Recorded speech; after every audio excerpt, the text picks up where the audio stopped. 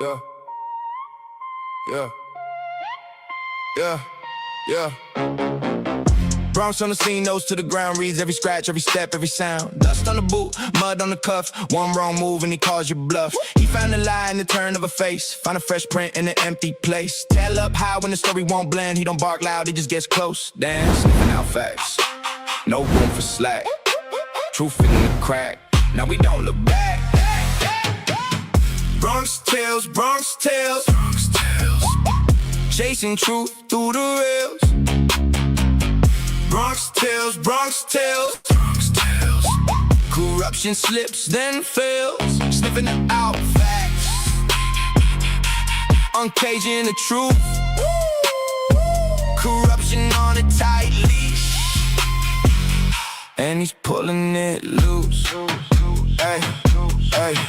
Idaho nights cold, over the floor, 4 names heavy in the whole town, so Bronx in the weeds where the silence stayed, digging for proof in the tracks it made. He found the gap in the masked up tail, found the bent clue in the buried trail. Bone white truth in the folder stack, one clean set and the case swings back. Sniffing out facts, no room for slack. Truth in the crack, now we don't look back. Bronxtails, Bronxtails, Bronxtails, chasing truth through the rails. Bronxtails, Bronxtails, Bronxtails, corruption slips then fails, sniffing out facts, uncaging the truth. Corruption on a tight leash, and he's pulling it loose. One paw print, one torn thread, one false alibi, falls dead.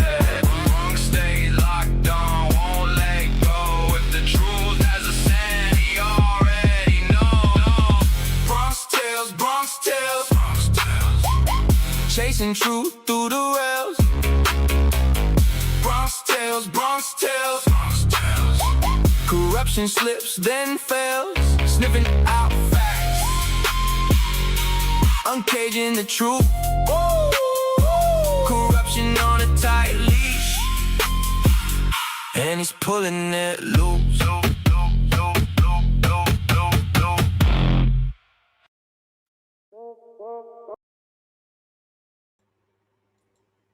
Hello. Oh, we look really large.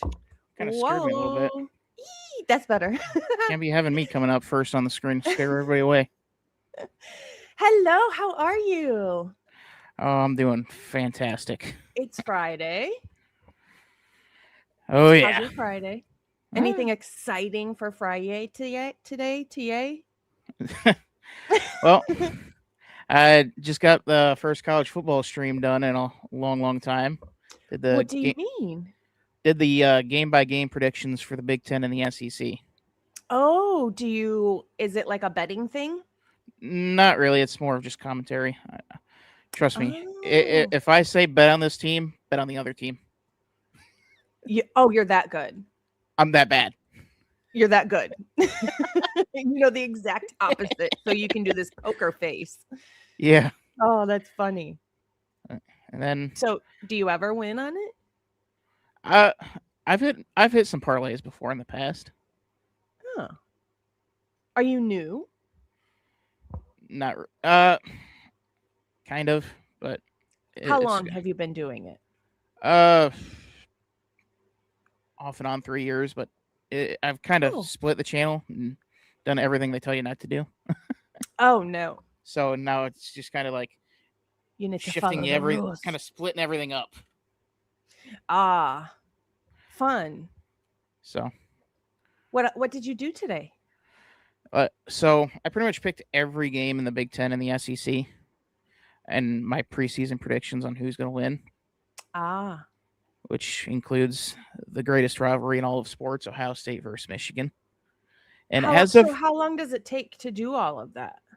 It took me, I think it's about an hour-long stream. Oh. Yeah, that's not bad.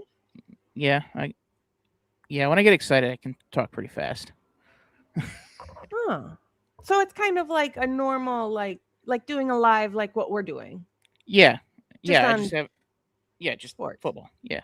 Oh, Okay, cool.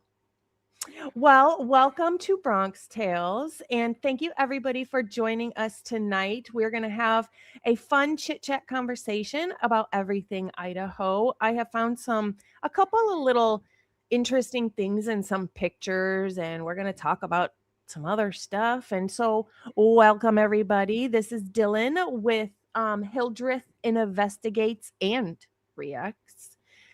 And we're just going to chit chat and have a fun Friday today. So thank you everybody for being here. We appreciate you.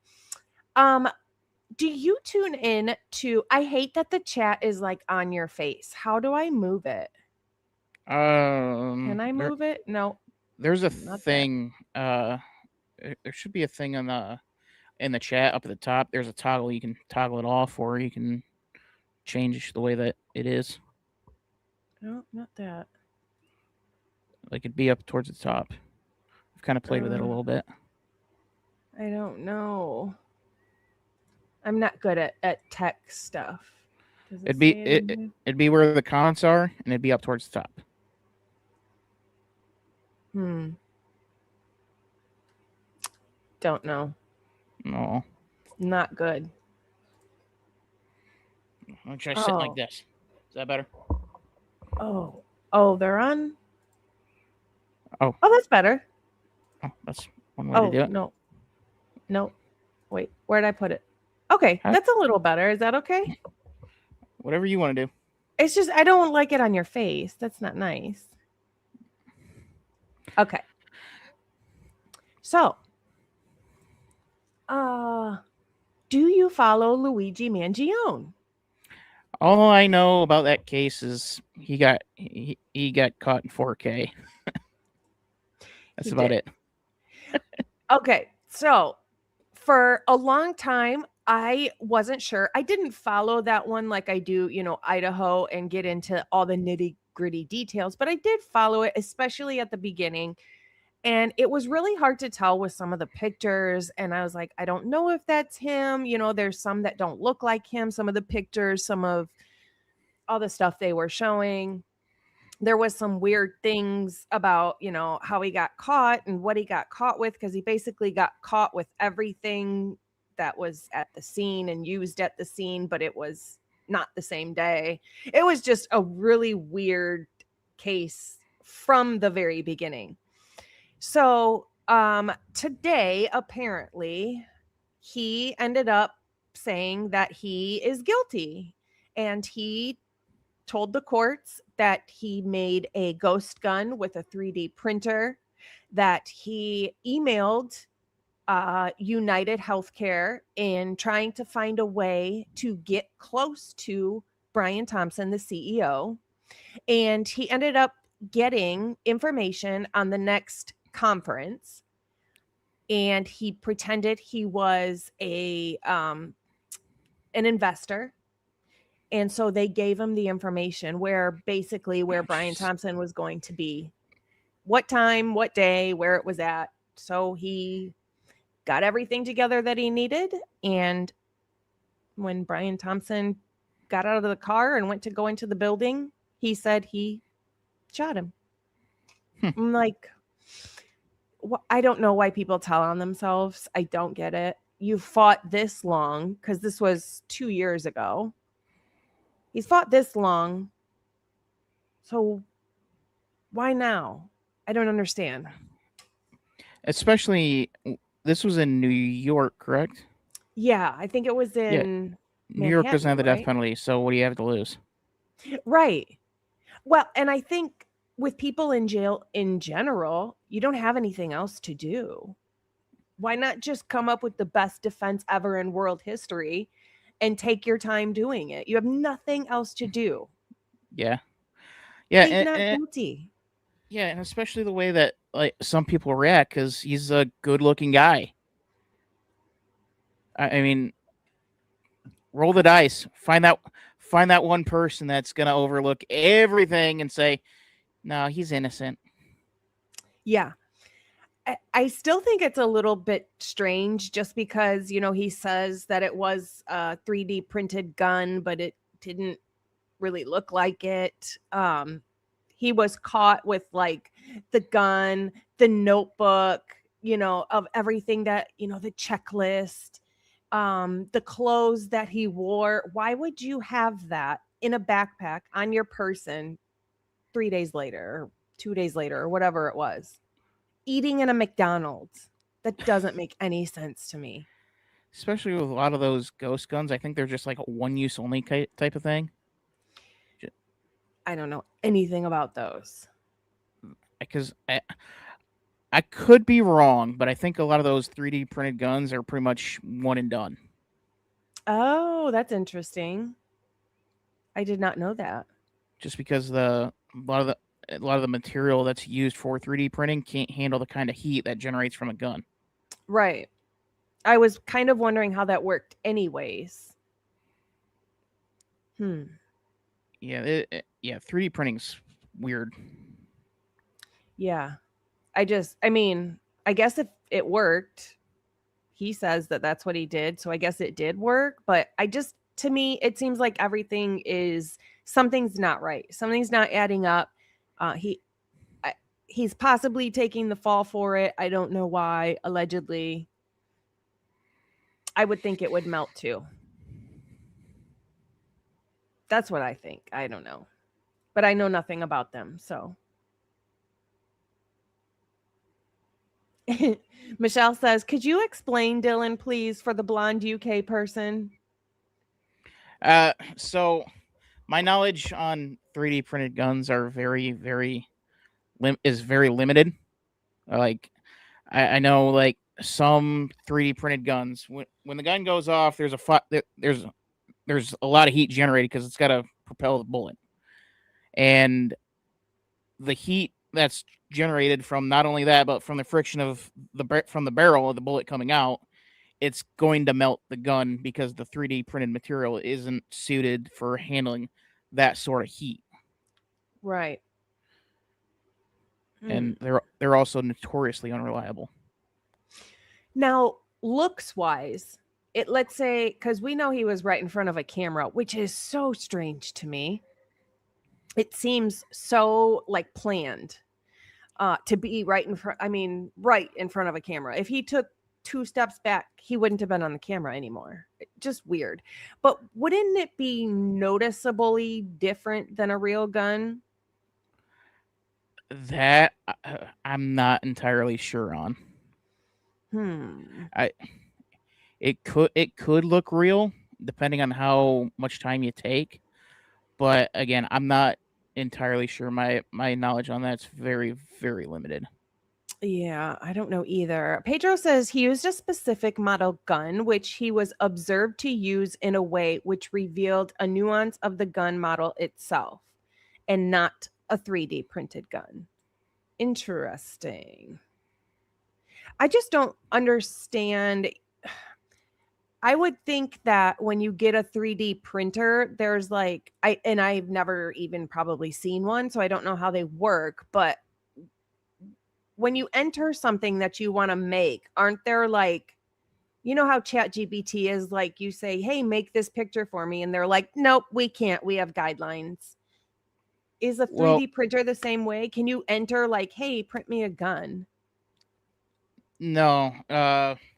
So the way a lot of 3D printed stuff works is you got to like print like one piece, and then you go and print another piece, and you got to piece it together outside of the printer. Interesting. So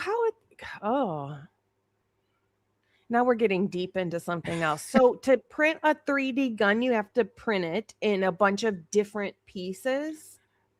Yeah, I don't know the technical terms for it, but like you would have to like individually print like the handle, the rack, the chamber, the trigger, like any part that would be moving, or you would have to print it individually. Interesting. I would think it would just fall apart. Depends on the material made, and don't ask me what material that would be. Yeah. Interesting. I didn't know. Well, Luigi, me, and Gion apparently today said he's guilty, said he did it. So I guess we'll see now what comes out of this, because I don't think many people were expecting this. I really don't. Just the little bit that I've seen, I'm a little bit surprised just because there's nothing at risk. They're not going to put you to death. Mhm. And again, he's a good looking guy. What are the odds that in New York you're going to find that one person that's going to overlook everything and say he's innocent? Yeah. Yep. So apparently in jail, the jail that he's in, he's in there with like Puff Daddy and things like that. Apparently, Luigi is like a king in there.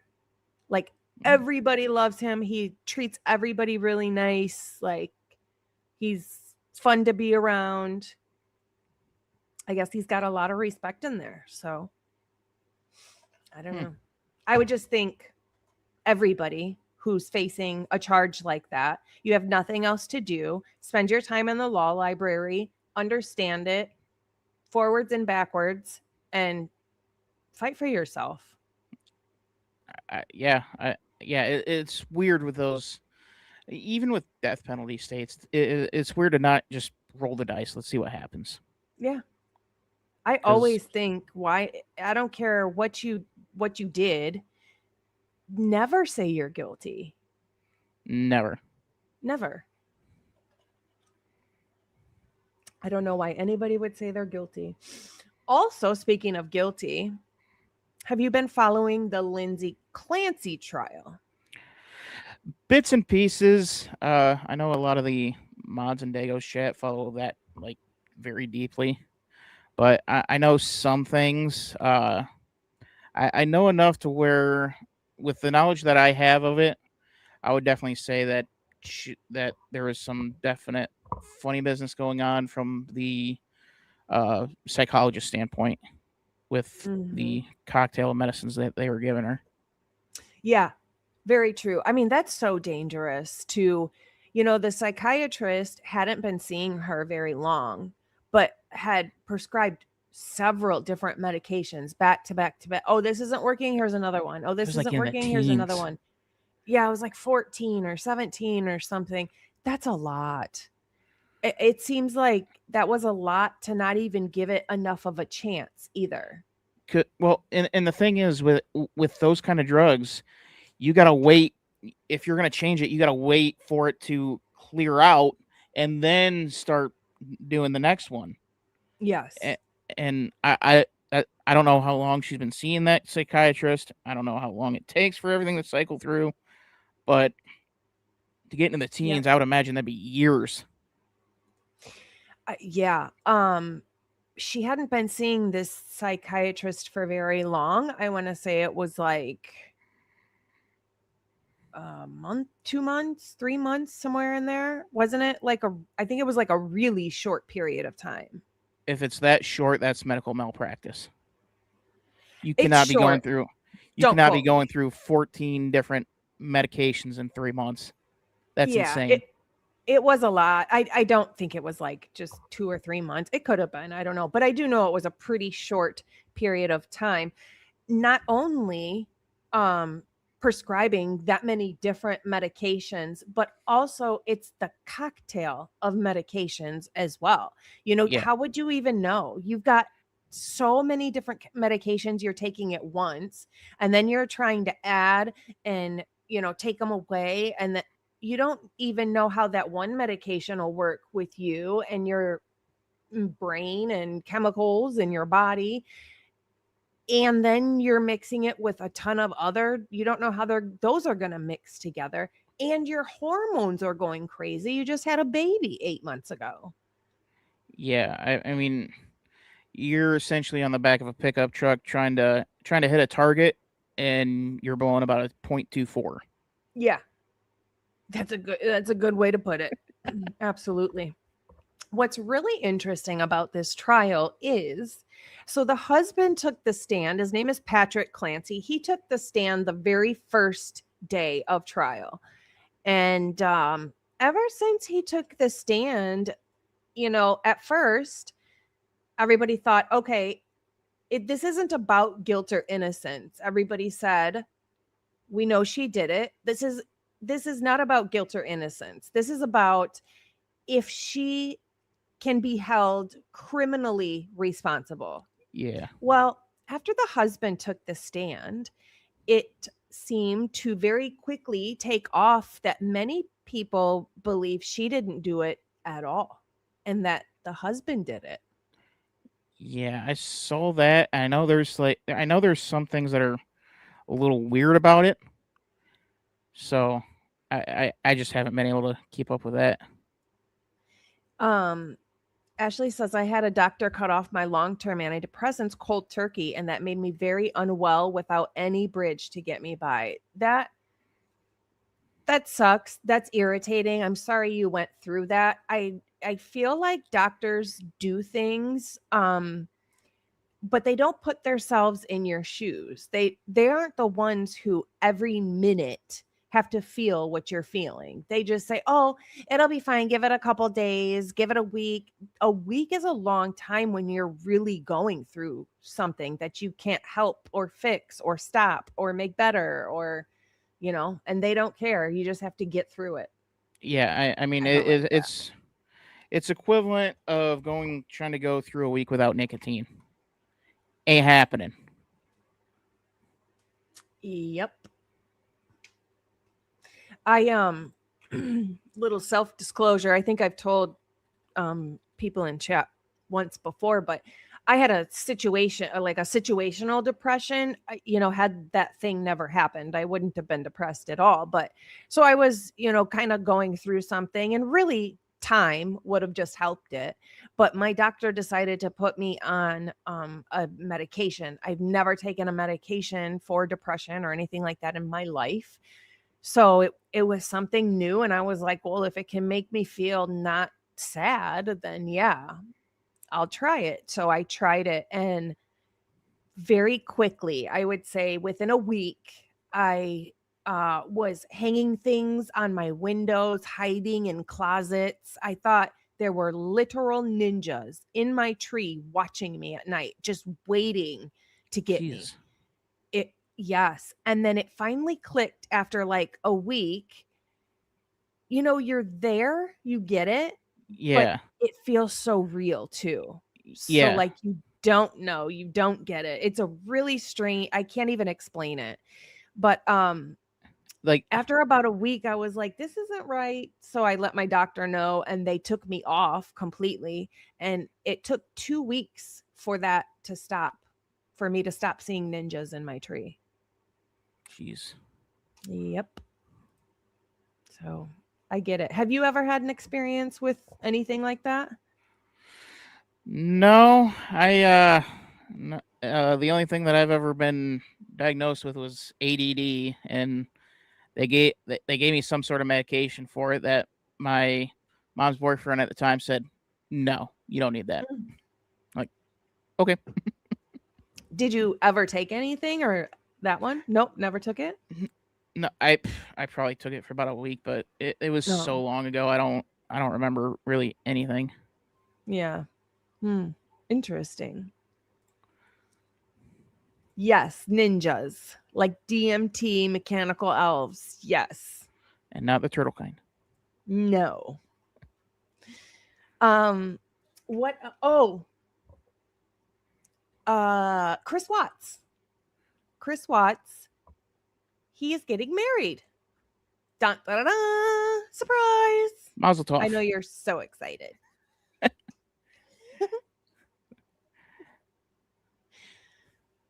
Whatever floats their boat, I guess. Hi, niece. Yes. Yes, way. Yes, Chris Watts is getting married. Her name is Lizzie Henderson. She is from Ohio. Hi, Dago. Dago's from Ohio. Ohio. Hello, Dago. Good to see you. Yes, way. Chris Watts is getting married. I am absolutely not going to disclose. No, I never really followed any of that. I didn't get into true crime stuff till Kylie Rodney, and I've pretty much been a one case pony from there. Hello, Seahawks. Good to see you. Yeah. So Chris Watts is getting married. Excuse me. To a woman who is from Ohio, but he's in Wisconsin in prison. He's at the Dodge Correctional Center, which is in Wisconsin. So she was driving 8 hours a day to go see him, or whatever it was. It's 8 hours there, 8 hours back. So I guess she did this for a while because she's been, I guess, seeing him for like a couple years, 3 years maybe. And so she ended up moving her and her family, like her mom and stuff, to Wisconsin to be closer to him. So now it's only an hour drive for her. But she bought herself a wedding ring. Oh, Jesus. A big one. It doesn't look real to me, but it doesn't matter. I would wear a fake one. I don't care. But yeah, she wears a big honking chunk of a diamond on her finger, and they're apparently getting married. Lizzie Henderson. That's her name. Let me see if I can find here is maybe. Here it is. Here, I'll share the picture. I'm definitely announcing where I'm from because I'm definitely no longer from Ohio. You used to live in Ohio? No, I live in Ohio. Oh, you do? Everybody lives in Ohio. That's gonna be my new biggest secret now after hearing about this. Oh my gosh. Don't tell nobody. That's hilarious. Well, this right here is Lizzie Henderson, and this is who Chris Watts is going to marry. She 39-year-old, she's a realtor. So she actually has a decent, makes a decent living for herself. Well, she is a realtor. And she has been using the name Lizzie Watts for a while now. Oh, good Lord. I didn't know you could just make up a name and use it. I thought you had to like legally obtain that name to be able to use You can legally a different change name. your name. I know you can legally change your name. Just kind of depends on like for an example, if I were to change my last name to Earnhardt, I wouldn't be able to use that last name because it's already trademarked. That was the only name I could think of off the top of my head that I know for a fact is trademarked. Interesting. Yeah, because there's been a huge court battle between what would be Dale Sr.'s oldest son, Kerry, and Dale Sr.'s last wife, because Kerry was trying to do, I think it was like an interior design business, and he wanted to use his name, but because Teresa owned the trademark to Earnhardt, he couldn't use it, and she wasn't letting him use it. Wow. Interesting. Oh my goodness. That's kind of crazy. I mean, I get it, Wild. I guess, but it's a name. And it's his own son. Yeah, I get that it's their name, but still, like, my goodness, come on. Oh yeah, Teresa Earnhardt's like the most hated person in NASCAR. So it's almost like I don't like watch Voldemort. NASCAR. It's like Voldemort. I wouldn't be fighting over a name, that's for sure. But here is Miss Lizzie, and this is who Chris Watts is marrying, apparently. I'm curious how that works for people. Somebody who's free, who's always been free, living in the free world, and seeking somebody out in prison to marry to. I don't get it. Am I the only one? I don't get it. I got nothing. I mean, I guess I could understand maybe like chit-chatting with somebody, not really seeking somebody out, but I could see somebody who is famous for something, just seeing if you like being funny, seeing if you get a letter back, but not actually like having a back and forth. I Going don't through know. all those steps. Yeah, and surely not to fall in love with somebody, or that would be like a full-time job.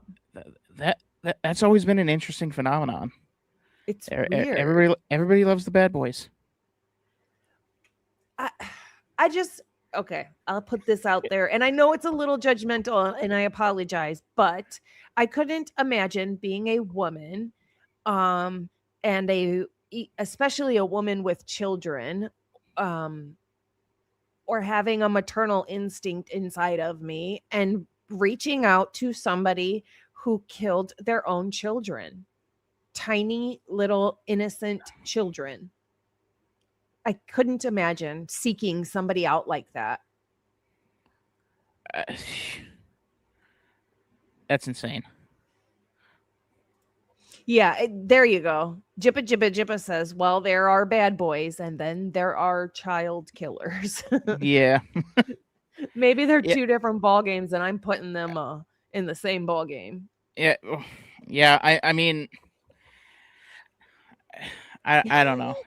It's just the weird thing of like, it's just been this weird psychological phenomenon that women have been attracted to guys that have done like very heinous things. Not me. Like, well, yeah, I'm not saying all girls, but that like there's some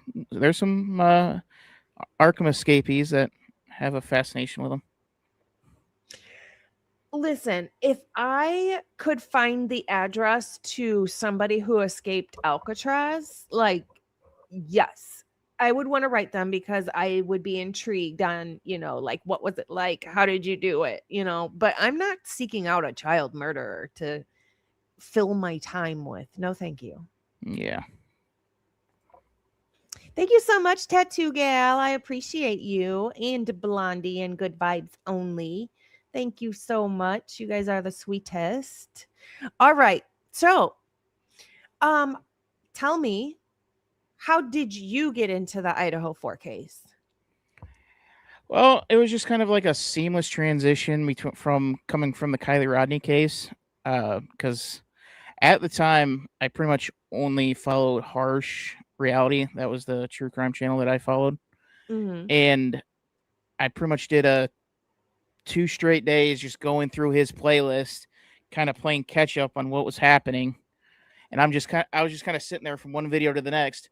Oh, he's kind of pointing the finger at Jack here, because at the time there was nothing out, and I was like, people would notice like a gradual escalation if it was Jack D. Well, now obviously we know that there was, but. And so for the longest time, I was like, it wasn't Jack D. It couldn't have been. People would have noticed. And then all of a sudden, I'm going through the ISP docs and I see that. And I'm like, oh, my God. Yep. So who your first suspect was in your mind?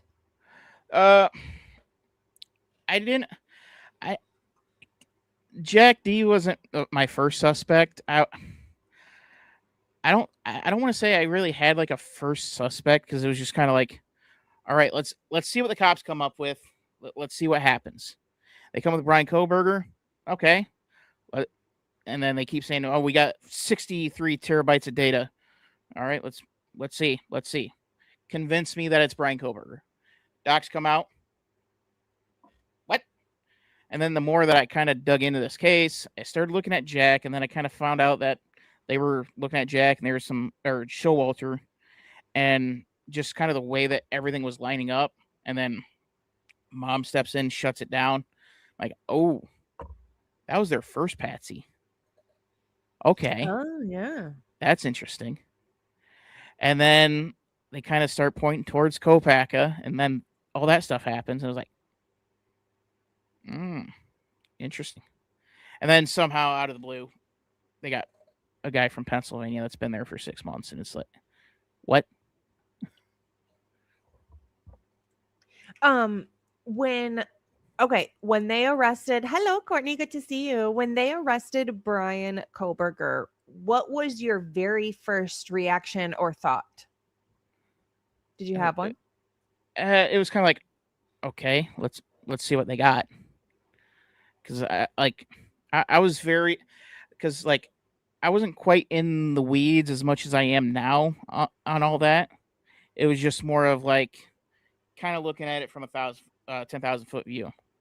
It was more of like, oh, okay, well, let's see what they got. At that point, I had no reason to not believe MPD. I did kind of side eye Dylan and Bethany from the 8-hour time window, and those two were, quite frankly, the first suspects for me. Now that I'm remembering, yeah, and I just kind of side eye that never made sense to me. Yeah. And then when they came out with Dylan's phone records, it's like, yep, too much activity. Too much activity. Frozen shock face. Yep. While looking for a job. Unreal. The free G for life. I'm blessing everyone with coin tonight. You are beautiful, and you are beautiful too. We appreciate you. Thank you so much. Thank you, thank you, thank you. So I have to tell you, obviously I got into this case from the very beginning, first day that it was on the news. I was waiting because I thought from the second I heard it that there were multiple perpetrators. That was just my initial thought, because I thought, well, 4 college kids deceased, and little bits started coming out, like the layout of the house and things like that. And so from the very beginning, I thought multiple people. Never in my mind did I think one person did this. That's never where my mind went. So people were like, oh, she had a boyfriend. And I'm still like, I don't think it was one person. Then when they arrested Kohberger, I was like, no, this isn't right. So I never thought one person from the beginning. And it seems like if you go back and look at all of the body cams, police officers at the scene from second one never once said anything other than the guy, the perpetrator, the intruder. One. They never thought outside the box at all to think that it could be more than one person. Yeah. I mean, especially with like Xana's room should tell you that there were multiple people involved. Now, if you want to go with the one person theory, the only person that fits, and I've thought long and hard about this, is Dylan. She's the only one that would be there from that 217 scream or the 227 scream all the way to the madness going on at 419 and beyond. Mm-hmm. So if you want to say that it's one person, you got to clear Dylan first. That's a really good point. Even looking at her phone records, I still don't feel like she's cleared. No. Because every time we hear a noise, she's not using her phone. We hear these noises, and then she's using her phone immediately after. And it keeps doing that. Yeah, I mean, nobody's been legitimately cleared from this case. They cleared Jack because his phone was, or because he said he was at home, and all of his frat brothers said he was at home, and he's known to be able to sneak out a window, and I mean, it's within walking distance. Yeah, it's really close. What's interesting about Jack D is they came out initially and cleared him at a press conference after about a week. They basically said he was cleared. in a nutshell. But technically, he wasn't actually clear. I don't think he's completely been cleared yet, has he? To my understanding, he was the number one suspect all the way up until the plea. 2025. Because they didn't even get his DNA and stuff until his phone and stuff until 2025, right? I think a they had long his time. phone, but they didn't take fingerprints until 2025. Yeah. Speaking of fingerprints, what do you think of L5? L5 is the fingerprint on the back slider in the victim's blood that does not belong to literally anybody. Nobody in the house. Was it a bloody fingerprint or? Yeah. I don't remember. I mean, that would be actionable DNA. That would be actionable evidence. And by actionable, I mean like this happened during or right after the crime. Right. And that how you don't center the case around that is far beyond me. But there are 18 million questions that to be had. Now, the one that I want to kind of point out that I didn't really think about till pretty recently was picture yourself being Hunter Johnson. You go into the house, you grab a knife to defend yourself. You go into Xana's room, you open the door, and you see two bodies stabbed to death. You then turn around, and there's two cops right there. Oh, crap. Mhm. This doesn't look good. No. You saw nothing from Hunter.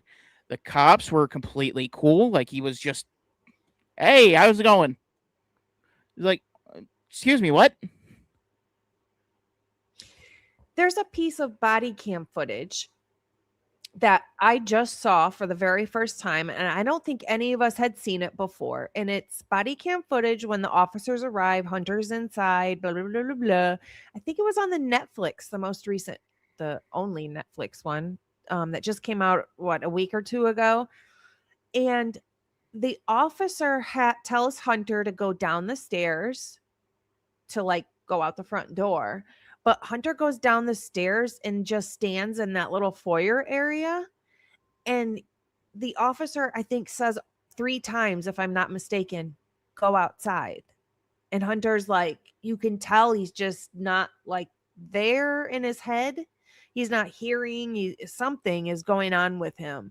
And he keeps putting his hands on his head. And then the officer again says, okay, go outside. And he's like waiting, he's stalling for some reason.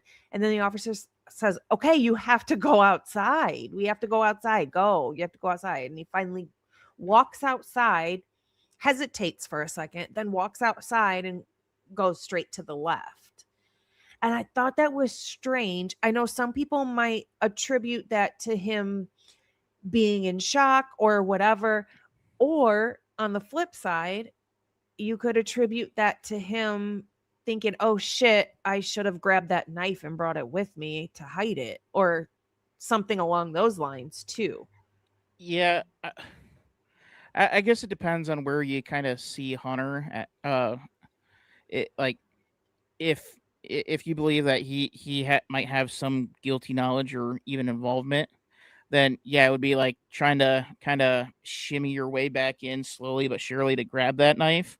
Mm-hmm. Or it could be more of like, what the did I just walk into? Yeah. What is happening? Yeah. Jippa says L5 is not a criminal, which is very true. So it can't be Mowich because they have his fingerprints from his past crimes. Can't be Kopaka. Can't be Molly. Can't be Janelle. Can't be Jesse James Bailey. Can't be Slocum. It can't be Curtis Leonard. It can't be any of those people either. but it's also not Bryan Kohberger's. It's not Dylan's. It's not Bethany's. It's not any of the victims. That leaves the jacks, the sororities, and the fraternities. And Connor. Yeah. Or the Moyes leaves them probably, I think, too. Mason Barstow, yep. Barstow he's an interesting character to me because he seems like the guy who thinks he's got the pulse on everything. He's got his thumb on the pulse of everything, but I don't think he does. He acts like it, but he doesn't. That makes sense. Yeah.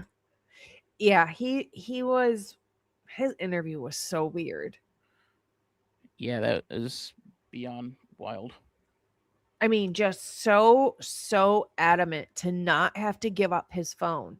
Well, I'm a college guy. Yeah. So is all the other dudes here. Like, I mean, well, what was interesting was he wasn't being defensive over photos. He was being defensive over messages. right. That's what perked my ears up. Because I can understand, like, I got some photos in there that I really don't want leaked, but he was more concerned about the messages. Yeah. And that's when I was like, oh, okay, now this is actually something. Yeah.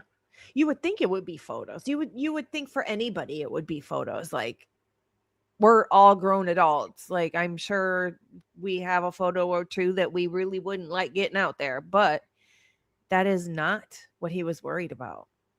So that's very interesting. And if you think about it, I'm sure they said, and I'm pretty sure they did actually say, if it's about drugs, that's not what we're here for. We don't care about, they say that to everybody. So he would have known it wasn't that. So what else could it be? Well, I mean, I wouldn't trust it, like, because yeah, this time they don't care about drugs, but now that they have the knowledge that Jane Smith is the one that's supplying it, well, they get the routine down, and all of a sudden you're busted. I think about that too. They might not want me right now, but someday when they've got nothing better to do and they need another arrest because they haven't met quota yet, then they'll think of me. No, Yeah. thank you. Yeah, and I mean, we've seen in past body cams that those cops were douchebags to the college students. I mean, where we really found out how close Jack and Kaylee were as far as where they lived. Yeah. Those cops over a noise complaint that hadn't happened. Yep. That's weird. And then they started taking the pictures of IDs and stuff, or Kaylee's ID. This is probably actually, I'm going to address Turkey Creek Gal's text or message first. Why did they get Jack D's DNA in 2025? Is there still something going on with him? Is there still something they're trying to test? Or is it just to eliminate? Yeah. CYA. That's what that was. More than likely, because I mean, they had so much stuff they should have tested from the beginning and chose not to. Yeah, they had I don't know where my notebook went, but it's right over there. They in the Netflix doc, they said they had 100 and some odd pieces of evidence, and then they only tested one, the invisible one. Yeah. Yeah. I mean, that should blow any guilter away. You mean you had blood and you didn't test it? You mean you had fingerprints on the victim's blood and didn't test it? But you swabbed one place that you had no idea if anything was on there or not, and boom, I don't buy it. Well, I've said this for years at this point. Guilters are more concerned about being right as opposed to getting it right. Yeah, that makes a lot of sense. Hey, Accomplished. Good to see you, honey. Good to see you. Andrea says dealer. Do you think maybe Barstow was scared to give up a dealer in there? Could have been. And that could have been. Hi, Izzy. Because if your dealer sees that you gave up your phone for something that's completely different and it's the wrong dealer, time to go off to Albuquerque or something. Yeah.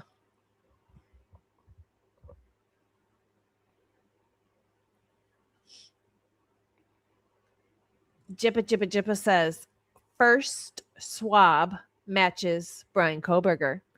First car they search for matches Bryan Kohberger. I mean, when you look at it, that was probably the quickest and easiest investigation I've ever heard of in my life. Out of 22,000 cars, the first one you look into is the person that ends up getting arrested for this. And that's not even including when they first were going after two-door cars that weren't even Hondas. And then they went to 2011 to 2013 Hyundais. And then once they got Bryan Kohberger, then they switched it to the 2015 to 2017. Well, I think the expert who was looking into the cars, didn't he initially, I know it was like written funny or could be taken in a different way, but he did say something about this car I don't think fits with 2015, 2016. It only fits with 2011 to 2013. I'd have to go back and read it. I don't remember entirely. I do know that they were looking for a two-door vehicle because of Jack D's interview.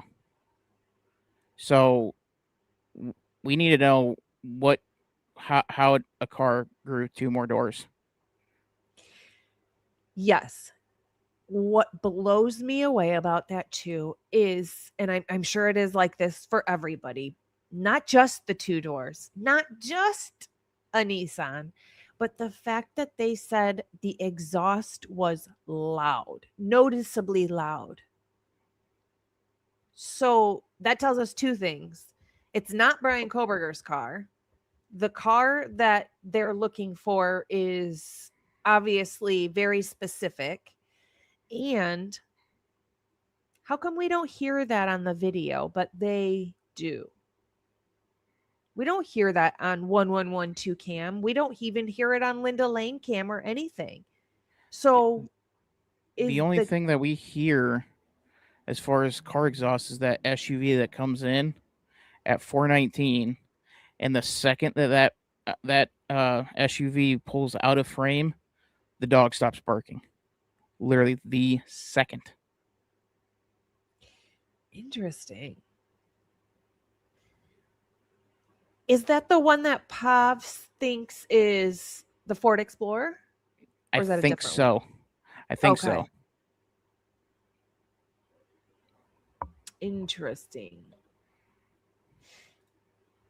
The exhaust didn't match at all. I'm just not. So if they say that car that is Bryan Kohberger's has a loud exhaust, what was done to the videos that we saw to where we don't hear any exhaust at all? I mean, we know there's a lot of editing done in that. We see, I think, this is when I was first getting into Dago's panels, but it would be, I remember like feet appearing on the 1112, just kind of walking by, like somebody was edited that out and they got lazy with the feet. And like there was a lot of things that you could kind of tell that they were edited. And so my guess is they edited that out. Interesting. Very, very interesting. Or at least somebody did. Because remember, Jack DeCoeur had that footage for about 8 days until before MPD got it. Yes. And didn't they try and get into it in like a different way? They tried to get an SD card out of it, which that would be the dumbest way possible. You just get the login information, download it, and off you go. Oh, I want to show you something. Because you are talking about feet, where you can. Do you remember what timestamp that was, and on what? No, you. But you I know it was on specifically 11. remember. I know it was on 11/12 Ring camera. I just don't. That's just all I remember from it. And you specifically remember seeing a pair of feet, but no body was attached to it, and it was edited out. Yeah, you could kind of see motion at the base of the steps. So it's like it almost looked like somebody was walking by. Oh. But like it was like kind of like seeing ghosts. A ghost walk by. Okay, I'm gonna share something with you that I find very interesting. Let's see. Maybe. Oh, here it is. Okay. So Conspirling sent me this. And check this out. Okay. And I think it shows the timestamp. I'm just going to play it because there's arrows.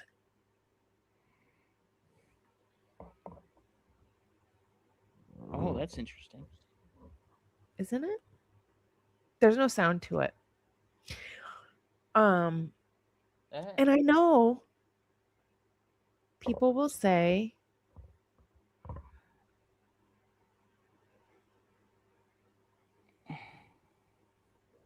oh, it looks like a rodent. It looks like a rodent. The problem is that thing's operating at like 4 frames per second. I would need to see like a baseline to see exactly, but like the frame rate on that is ridiculously slow.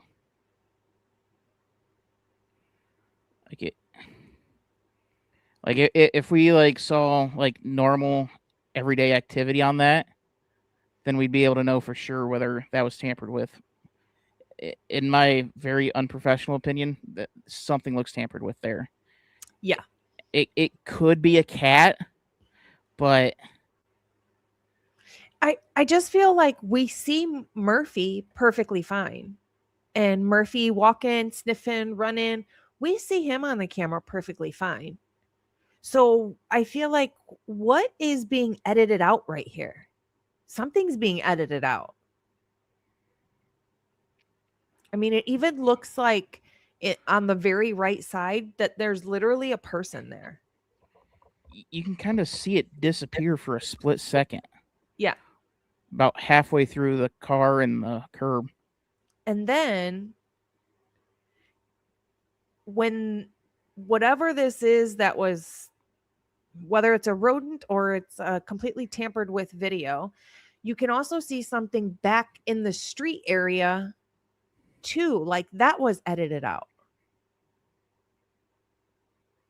I see 3 places where it looks like something was edited out.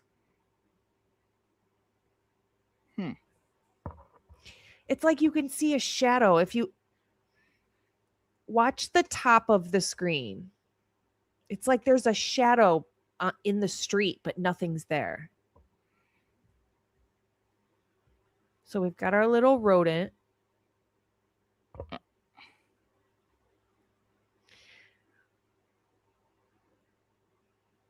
Or what people would think is probably a rodent. But I think it's something edited. Yeah, there's something edited because you can kind of see in one of the frames that like there's a dot behind it. Do you see that arrow where that was just pointing to in the middle of the street? Hold on, right there. You can kind of see like the outline of whatever that was. Kind of keep going. That is like a slow frame rate. I think I saw it that time.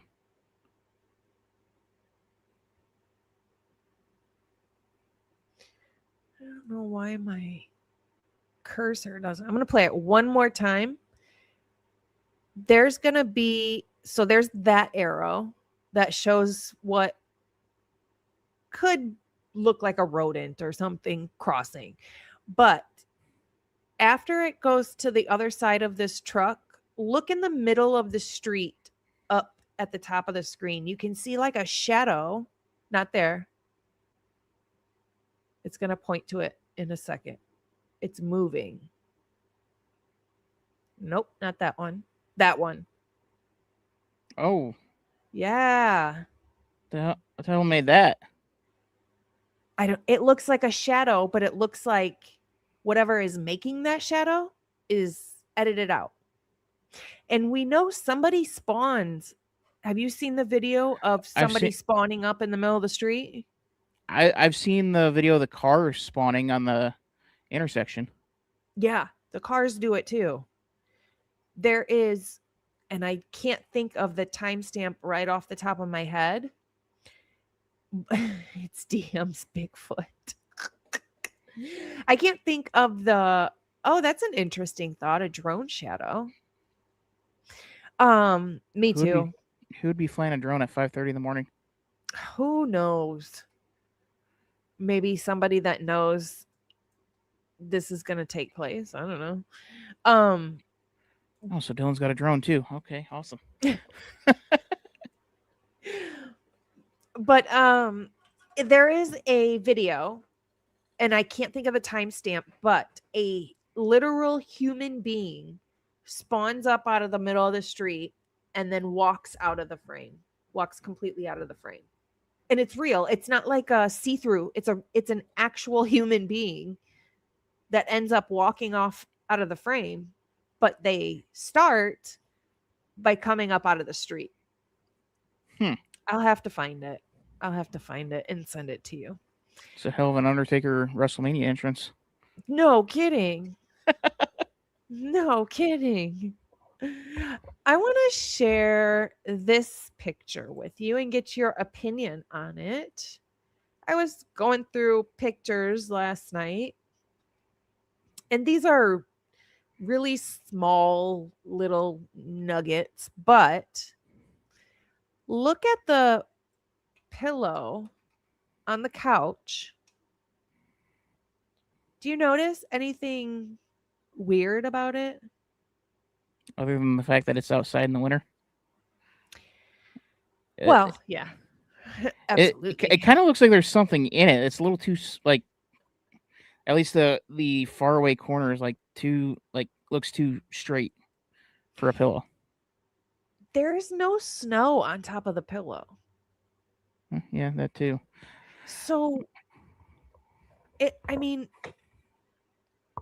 that pillow had to have gotten there sometime after it snowed, and we know that it didn't snow until after the crime scene tape was up later that night. So who's moving stuff around? Oh, we know MPD was moving stuff around left and right. Well, yeah. But they were moving stuff to like take pictures and stuff. Like they were moving stuff from the counter to the table to take pictures, and well, who knows? They were probably moving stuff as well. Yeah. To be well, my current working theory is that there was some police involvement with the actual actions themselves. Yeah. Because that suspect vehicle one, I believe it was Tisdale that took credit for it very early on Uh-huh. and said that that was his car. Yeah. And I know I mentioned this on. I know I've mentioned this pretty much every single time I bring it up, but I firmly believe that Kaylee's hands were bound behind her back when she was attacked. There's like some scrapes on her hand, but that's kind of fit uh, with like maybe a scuffle. Mhm. But there's no stabbing wounds below the elbows. But there's one on the arm that would suggest that she saw the knife coming and she turned to try to avoid Oh, it. that does make sense. And with and we know uh and we know pretty much everybody who's touched this case is corrupt as the day is long. And my thought process with that was the ME quickly picked up that, oh, these are handcuff ligature marks. Okay, here's where we go. And started and omitted that.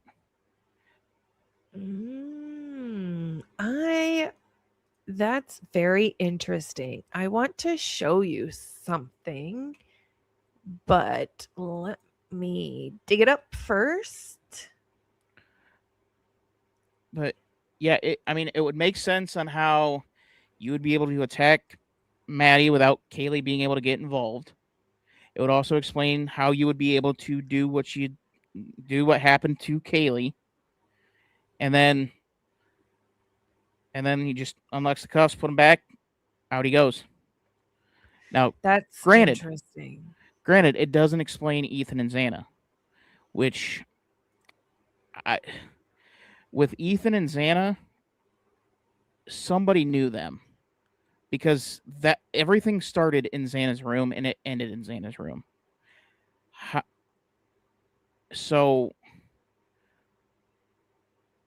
with the whole Erica text, that's interesting, and I think that plays a bigger role than what we're playing than what even we're giving it credit for.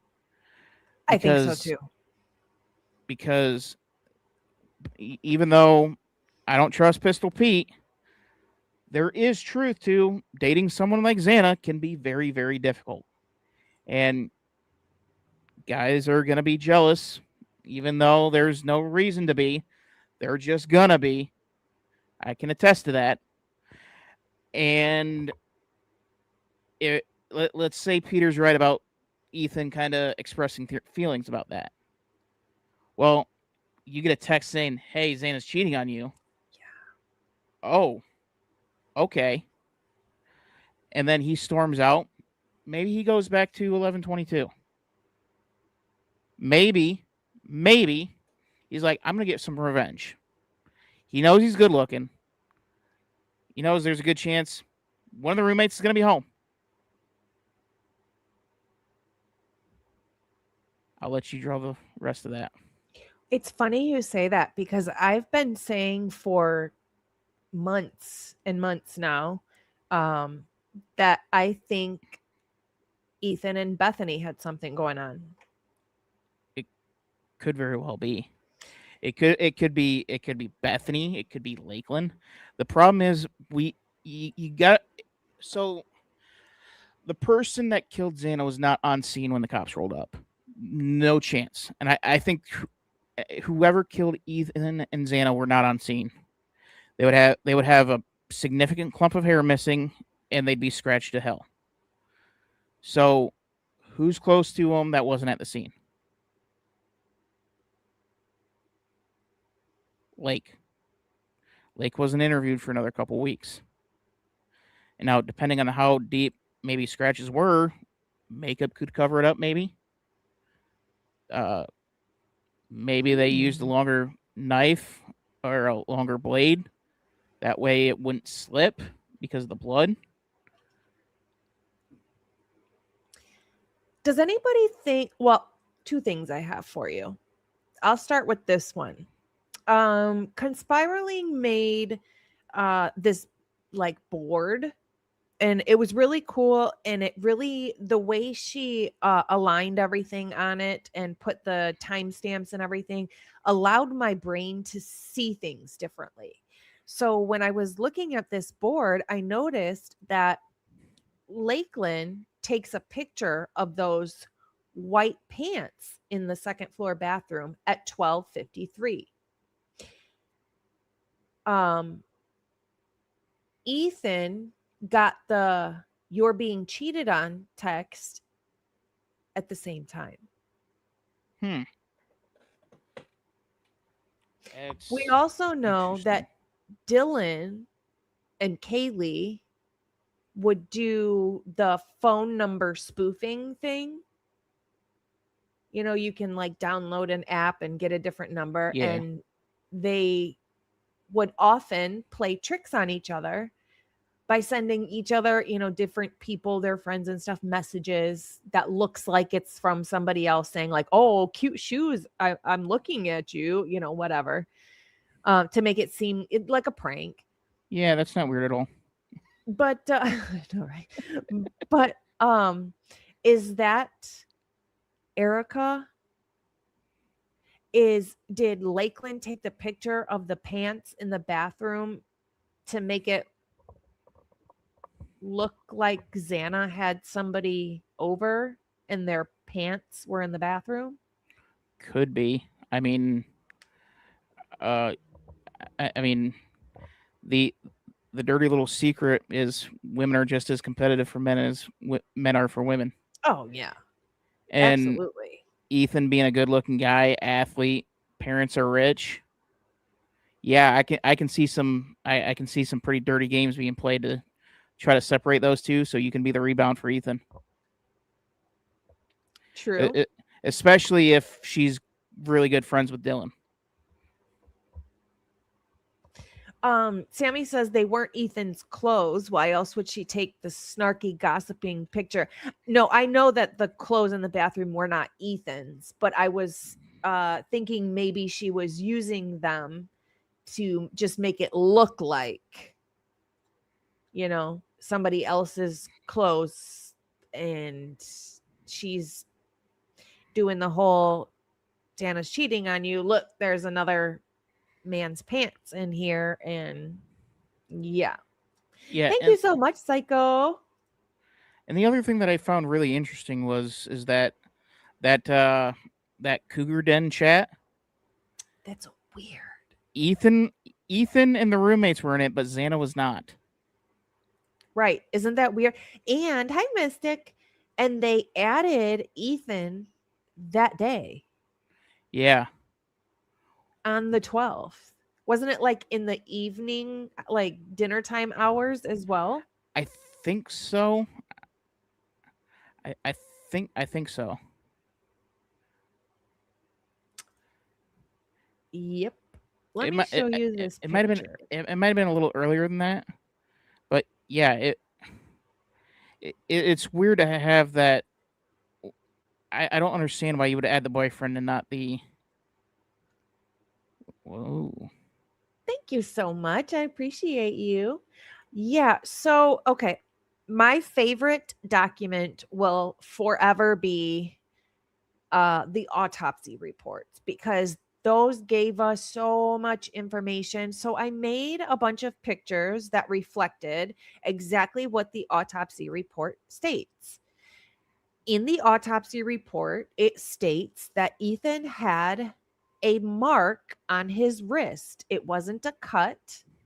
It wasn't from the serration of the knife. It wasn't an actual abrasion. It was just like a mark, like something had his wrist tied. And this is apparently what it would look like from the words that described what Ethan's wrists look like. And to me, that looks like, zip ties or cuffs or something. Looks more like zip ties to me. Because with handcuffs, I think it would be a little bit thicker, and it would be like two individual lines depending on which kind. Yeah, and I feel like that would explain. Everyone says, why wouldn't Ethan, fight for Xana? What?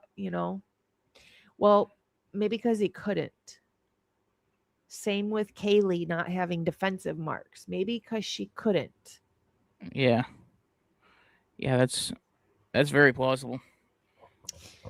They do. Rogue says cops use zip tie cuffs too. They sure do. Yeah, those are usually more like riot situations though, not so much like you're not going to see street cops have those. You don't think so?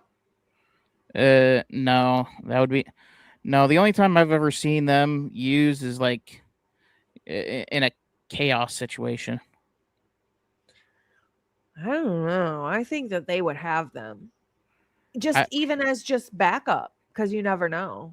yeah, I mean that where they could possibly just be from frats or sororities. Absolutely could be, yeah. Absolutely. Okay, I'm gonna remove this picture.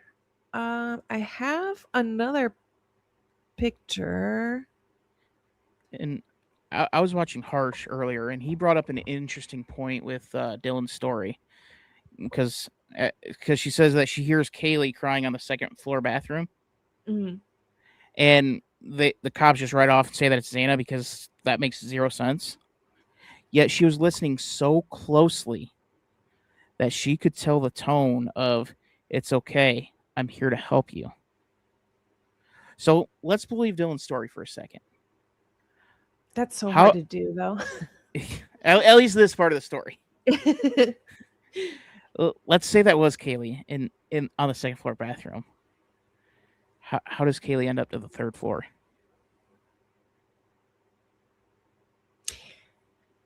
um. Well, there would have to be more than one person. There'd have to be more than one perpetrator, and drag, carry. I don't know. I mean, Sigma Chi's are athletic. They're strong. Yeah.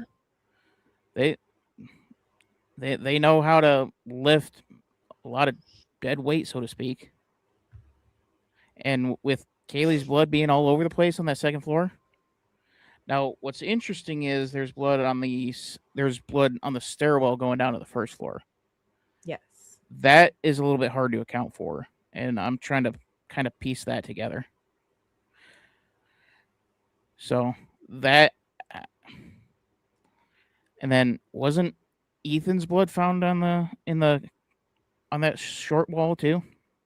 There is one drop of Ethan's blood Hmm. on that short wall.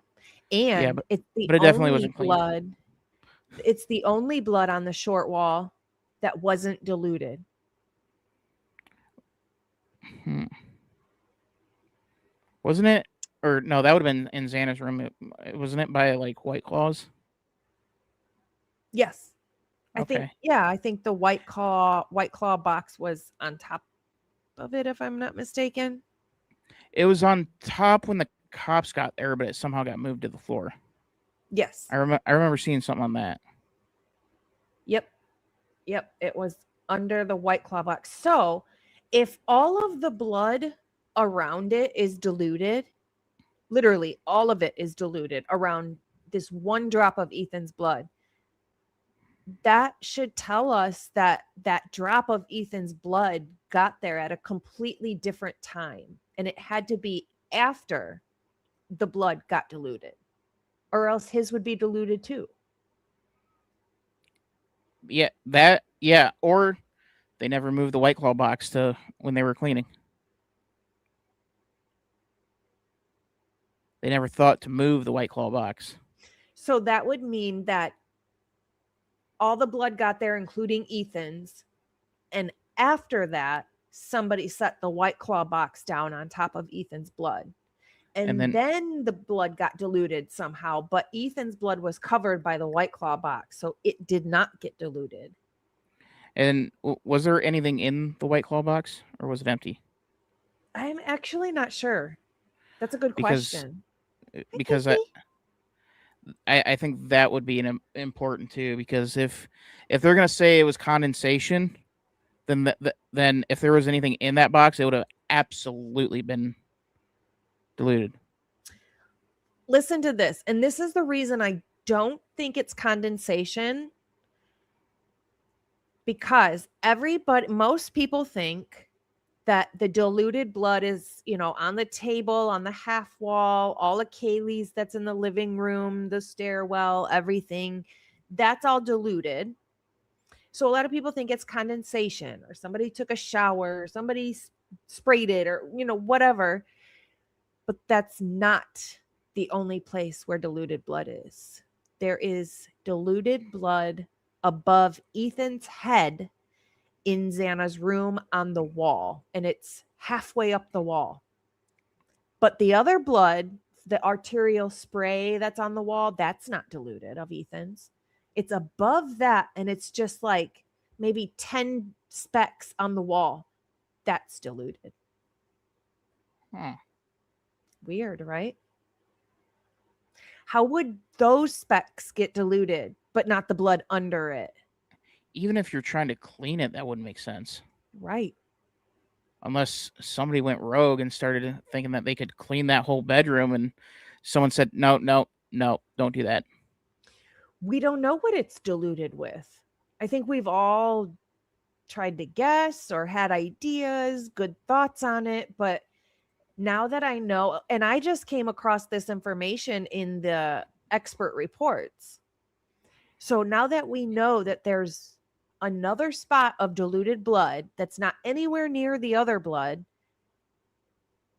but it is in Xana's room, above Ethan's head, above other blood of Ethan's on the wall. But the arterial spray is not diluted. Only a couple of specks above his head are diluted. How would that get like that?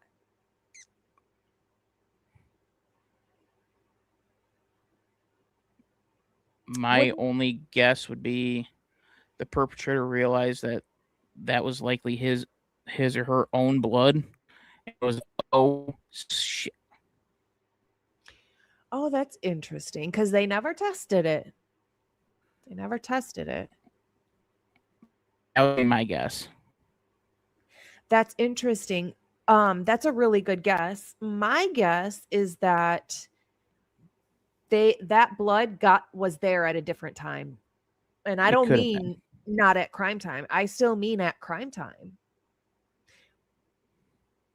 But a different time during crime time. Okay. So, like, we'll say Ethan was dead for hours, and then Xana comes home, and then round 2 starts, kind of thing. Could be, or vice versa. Could be. Yep. Yeah, I have long. I still think that if this was all one big event, Ethan had to be the first one gone. Now, being the first doesn't mean the target, but I don't see an avenue where to get to where we got unless Ethan is the first one. Yeah. And at minimum, it was Ethan before Xana. And I think that 227 scream, I think that was Xana. See, everybody thinks it's a female, and I've always thought it was a male that made that scream. I think I'm the wrong one, though. The only time I was able to get my voice that high pitch was in baseball practice. I feel a ground ball weird.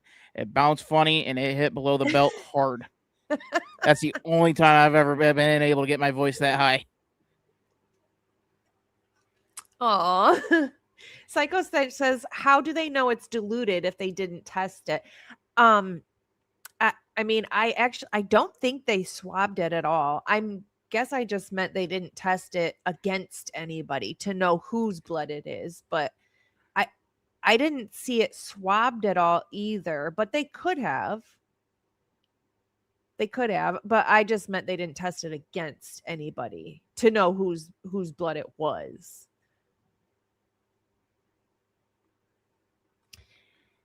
Did you also know? Hold on. Let's see.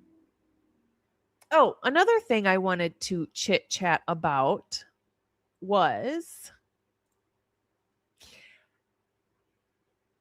in closer to the, beginning of the case, we saw TikToks of them kind of acting like each other, right? Yeah. Kaylee was acting like Xana, getting the broom out, like, oh, I'll just do all the chores. And everybody keeps saying that Xana was the clean one, which I just can't figure that out because Xana's room was a disaster. I know there was a fight in there, but her room was still a disaster. And I was talking to Conspiraling about it yesterday, and Conspiraling said, were these people looking for something and tore her room apart? It could have been. Now, it could also be the simple fact of like Xana would be more concerned about common areas as opposed to her own private quarters. Hmm.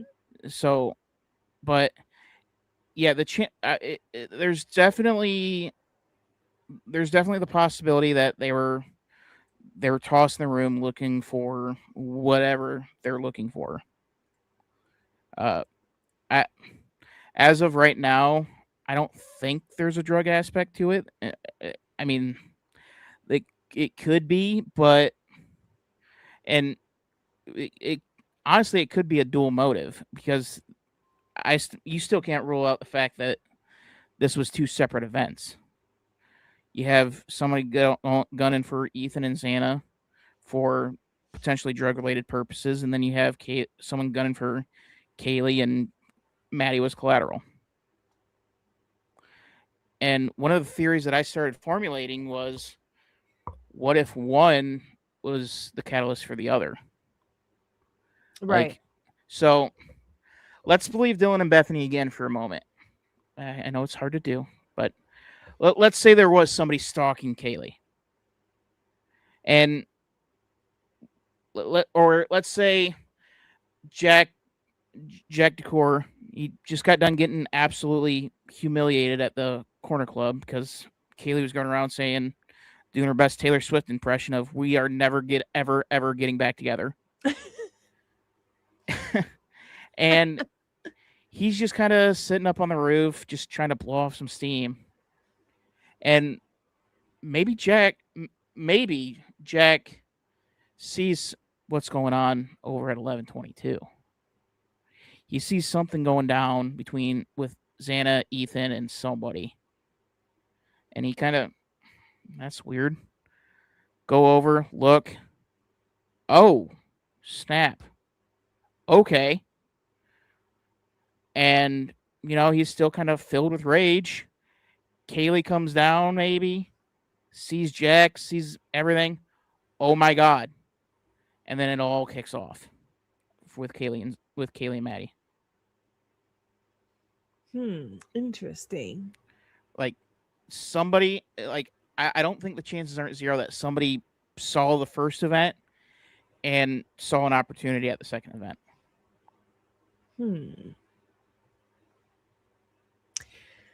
That's interesting. I've never really thought of it that way.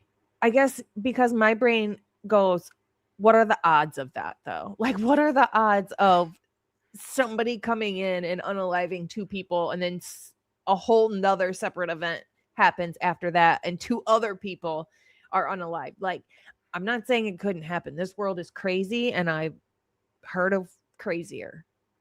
Could happen. I mean, if I would have came to you November 19th, 2022 and told you that one of the two of the four families would look like absolute horrible people by the time we got 4 years in, you'd say I was crazy. Maybe. So and on top of that, there's nothing of Kaylee and Maddie in Xana's room, and there's nothing of Xana and Ethan in Maddie's room. Nothing. So until you can create that connection, you can't have it. I want to address this comment. Sammy says the scream was Maisie, I'm pretty sure, but just speculating because that's all my government and judicial system have left us with to do. I couldn't agree with you more. We kind of do speculate a lot, and that's because we've gotten zero answers. So I get it, but I've never heard somebody speculate that that was Maisie screaming. I've never heard that, and that's why I want to put the comment up here because that's very interesting to me. I've never thought of that, but surely it's just as possible as anything else is. Yeah, I mean, I know Hunter's jacket was at that house. Hunter Chapin's jacket was there. Hunter Chapin's jacket was shoved in that little area under the TV. Let's not forget that Xana is living in Kaylee's old room. Yeah, it could just as easily be a mistaken identity. Yep. And Kaylee had dark hair for a while. Yep.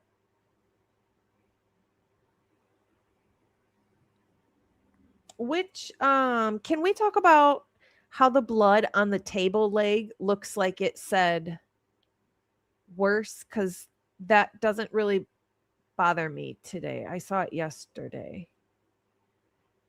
That it says something. In the very beginning, the table leg, I thought it said something as well. And then it looked like somebody tried to scribble it out or like swipe it out. But then I think we were told that it was swabbed like that. It shouldn't have been swabbed like that, but that somebody swabbed it like that to test it. And that's why it looks like that. Well, that's awfully convenient. Yeah. Absolutely. Maddie, what did you tell Adam?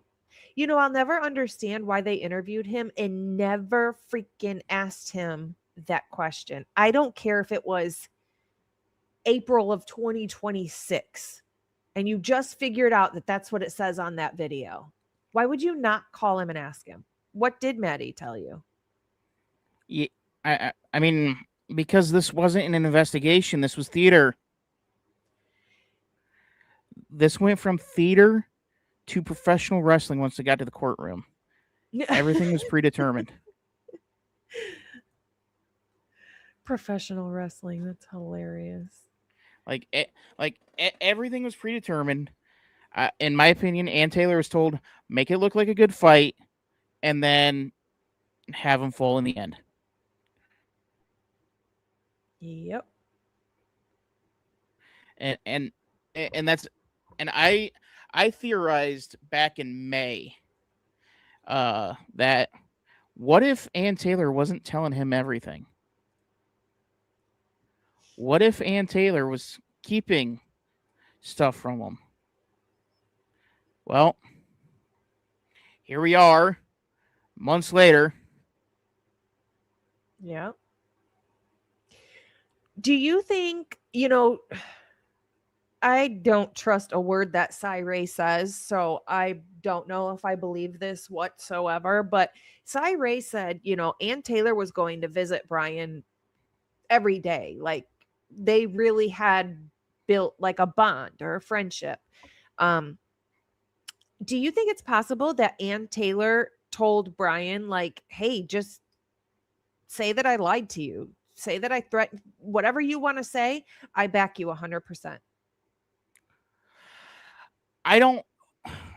It would be a nice story, but I don't think that happened. No, you don't think that she's down with the sickness? No, I think, I don't think, I think, like I said, I think she's playing her role in this big show, and her role was to take the fall, and not for Bryan. And because there were several other things that I think you could go for appeal on.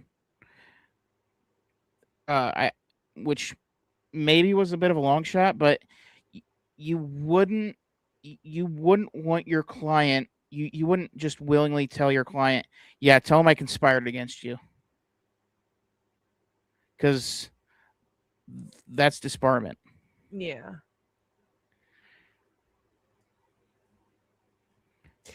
Yeah, I was just thinking like of her being like, I won't be mad at you if you say whatever. I won't be mad at you.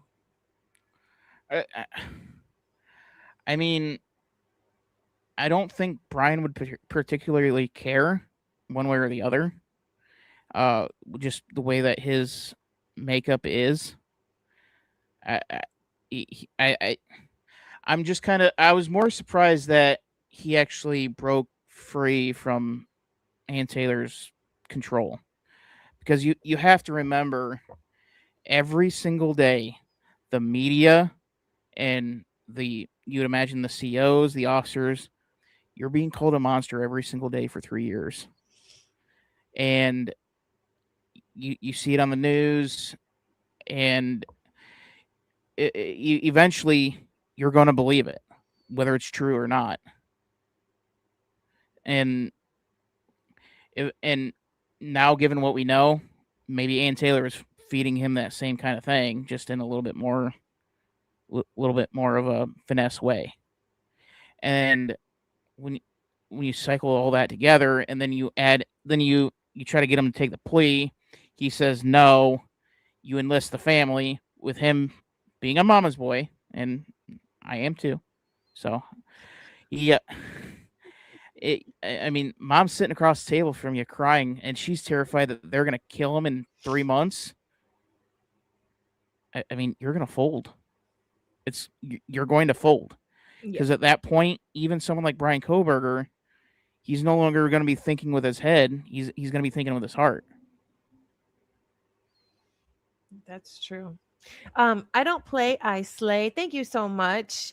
Says it was a hit ordered by Jesse James Bailey. He wanted to burn all while house down. Oh, burn the whole house down, and Steve G owed him $700K. I know that a lot of people have said that or thought that.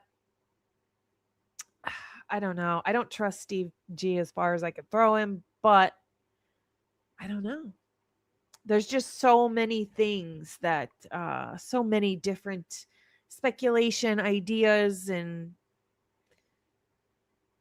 I can see. I am more inclined to trust the panel van with the cardboard that says free candy with candy spelled wrong. I'm more inclined to believe that than Steve G.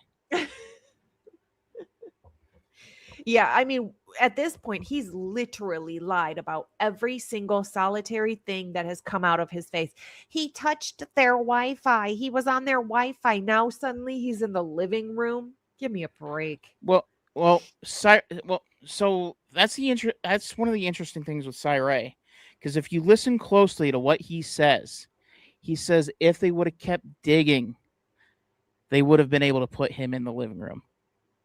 Well, if you're digging for gold and you see it shining from the ground, you're not going to stop. Why'd they stop? Yep.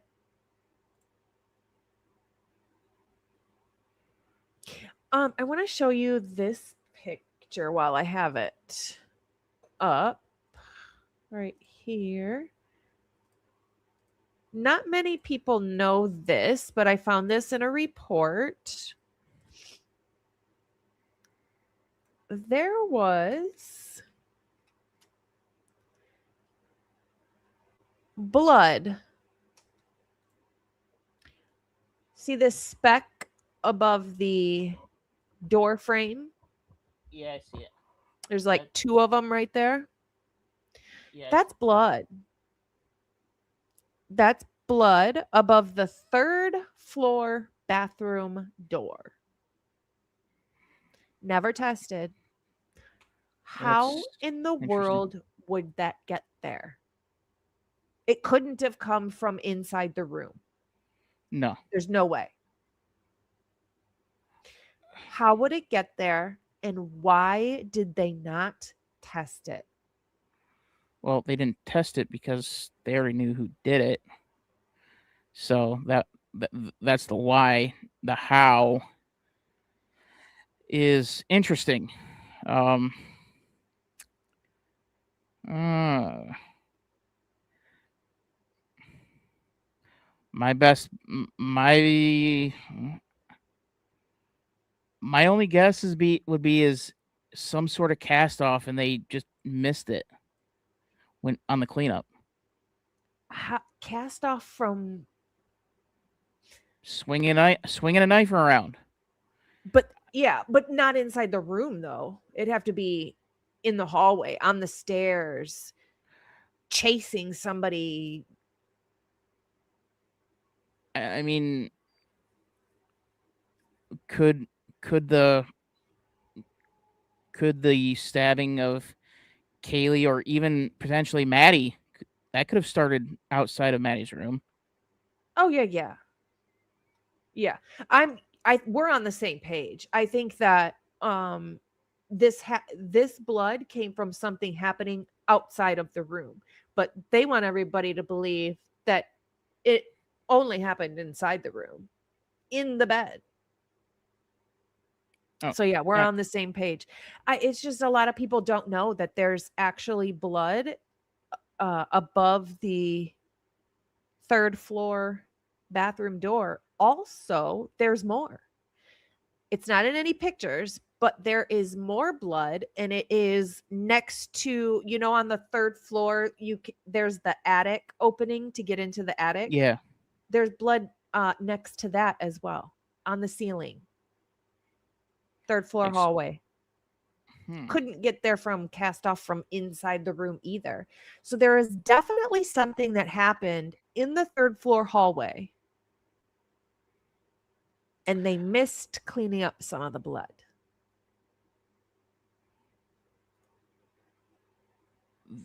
The one to the attic is interesting. That leads me to believe that they were trying to get up into the attic for something. Oh, that's interesting. I didn't ever think of that. I mean, I would need to know where they kept a ladder to be able to get up there where it normally was. But if you want to go with a drug angle, what better place than the attic?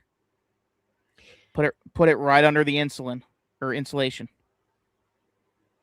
Happy for You says carried into the bedroom by force, thrown over shoulder, and Maddie was already bleeding by a very tall person. That's interesting. I'm pretty sure, if I'm not mistaken, Bethany has a ladder, not a tall one, but like a 3-step type of ladder in her closet in her bedroom. I don't feel like that'd be tall enough for that. I don't mean that. I don't mean Dylan or Bethany. I mean somebody else. I mean, even with like, because if it's the style that I'm thinking that it is, like you would need like an actual like ladder to actually get up there and pull yourself up.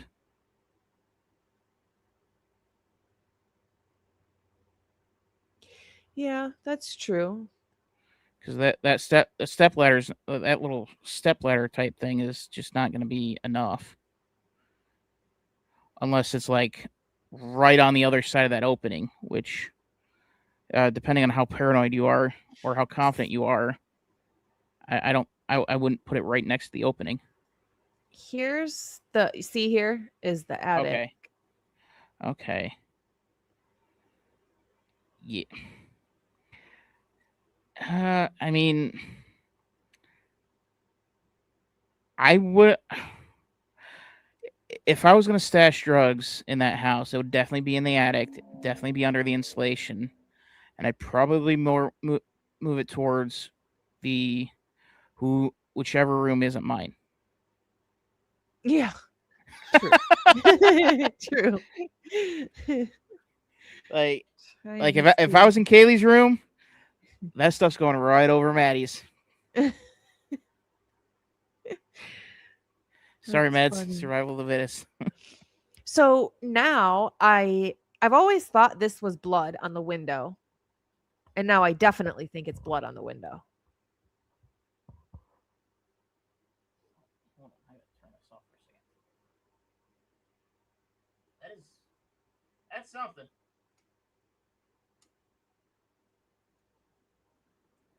How in the hell does blood get there? Doesn't it look like blood? I think it's blood. Yeah, it looks like blood. I think it is. So how the hell does it get there? I don't know, but it does make me think of Molly McMichael every time I see this blood. I think of Molly McMichael and her saying that somebody looked like they were jumping up and down in the third floor bathroom or window or whatever it was. If that's the window she's looking out of, I want to know who had the pogo stick. Oh, Ashley makes a good point. I think the ladder is attached to the door to the attic. I had an attic door like that. When you pulled it down, there was a accordion stairs. Yeah, my grandparents had that. I think we would have seen the drawstring in the original body cam on Nunez. Oh, that's true. It did have a string. Yeah, those would have a drawstring. That one doesn't. I think that's the one that you gotta kind of push up on and then kind of move it. No one wants to talk. Terry Martin says no one wants to talk about Adam. Why does nobody want to talk about Adam? What did you say to Adam? Jack D's best friend lives within walking distance, wasn't there the next morning. I don't even think they compared anything to Adam, did they? Not to my knowledge. Yeah, no. The only thing they talked to Adam for was to clear Jack. Yeah, basically. And isn't Adam the one that's in Idaho for criminology? Yes, if I'm not mistaken. He was the bartender as well. I rest my case, Your Honor. That was a huge mistake. One of many. Yep. Oh, I wanted to. Is it this one? No, it's got to be this one. Mark B. Adam was just pretty much was asked, was Jack at the house? Mm-hmm. Okay, that's good enough. True. Yeah.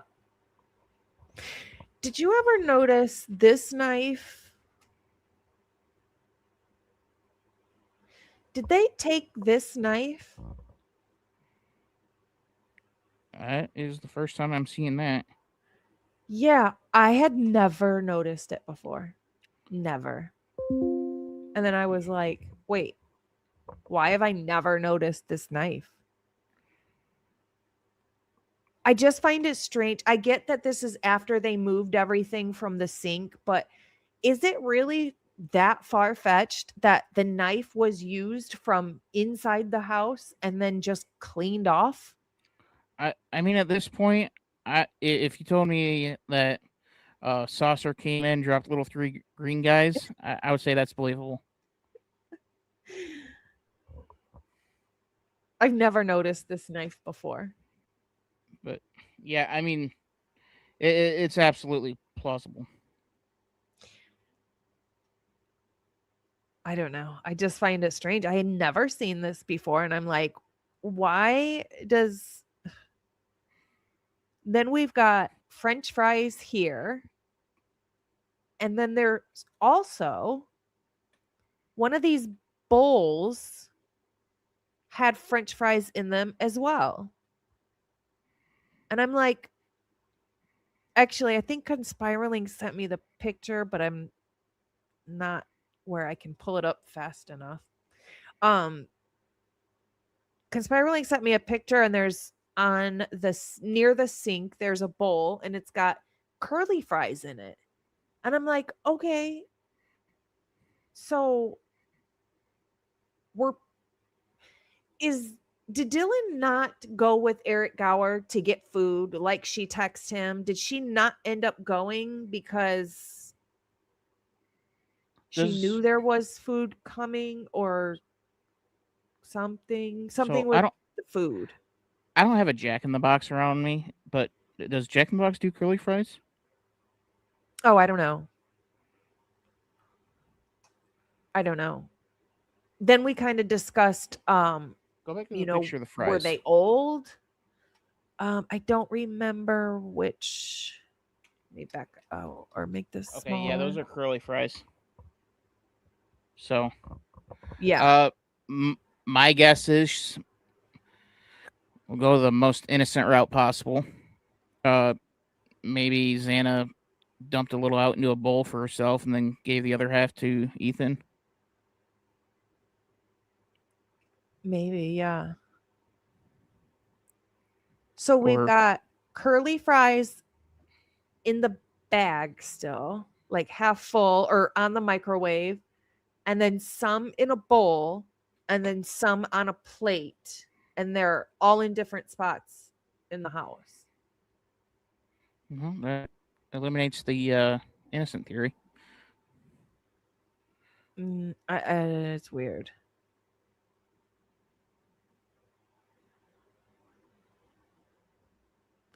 Very, very strange. So, where are you at with the case now? How far do you think this PCR stuff is going to go? What do you think is going to happen now? So I think Hitler is going to keep a hold of it as long as he possibly can, and that could include this going to court, this going back and actually having a trial, because as soon as it's out of his hands, he's going to be screwed. So I do think all the long shot things that they say, oh, it's not going to happen, is going to happen, because Stephen Hitler likes control. Mm-hmm. 2, he knows as soon as he loses control, he's screwed. And he's going to save his own ass before he saves Bill Thompson's. And as long as it's in it's in his courtroom, he can at least keep a cover on his own wrongdoing. Interesting thought. That's a good thought. I like it. Happy for You says, was a mini fridge in Xana's room? Yes, there was a black mini fridge in Xana's room as well. I can't help but think ever since, a week ago or whatever it was that Bryan Kohberger did the petition for post-conviction relief. And I cannot help but think, I bet anything Bill Thompson is kicking himself for not having Bryan Kohberger allocute. Well, the thing is, that would have saved the states behind. Well, the thing is, so Hitler and Thompson were well aware of Bryan's autism, and that he cannot come up with lies. He is incapable of lying, essentially, and that especially when it comes to something like this, and that's why he told the families. They told the families. That's why they told the world, you can't listen to a thing he says because he's a liar, and he will just lie to you. And it was Lana that brought it up, and I'm like, oh my God. Guess who's not on the WSU lawsuit? Don't tell me. Hunter Chapin? Bryan Kohberger. Wrongful death. Granted, if you want answers, you get them under oath. And he doesn't have, and before the PCR, he didn't have the Fifth Amendment to hide behind. So if they really wanted answers, you get them up on deposition. That's true. Interesting. But Bryan's not named in that lawsuit. It's just WSU. That is interesting. But if Bryan can't lie, he technically would have lied when he pled guilty, though, right? He wouldn't be able to have an elaborate lie. I should say it that way. He wouldn't be able to say how, why, and come up with that. He wouldn't be able to do that and have it make sense. Now, if you ask him like yes or no questions and don't make him explain, then obviously you would.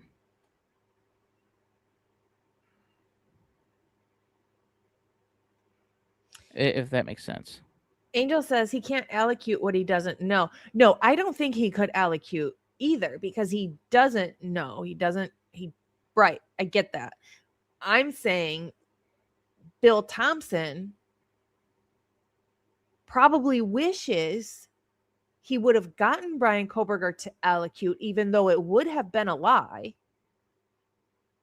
But that would have saved anything going forward with the PCR, with anything, because they would have that under their belt as well. Well, he told us that he did this and put the weapon here and this and that, and, you know, part of the allocution. I bet they're wishing they would have at least asked now.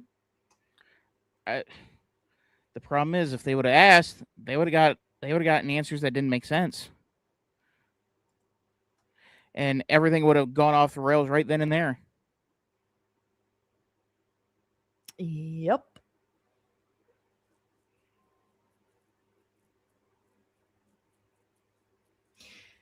I don't know. I'm so frustrated. So frustrated with this case. How long do you think it's going to be before Bryan Kohberger gets a trial?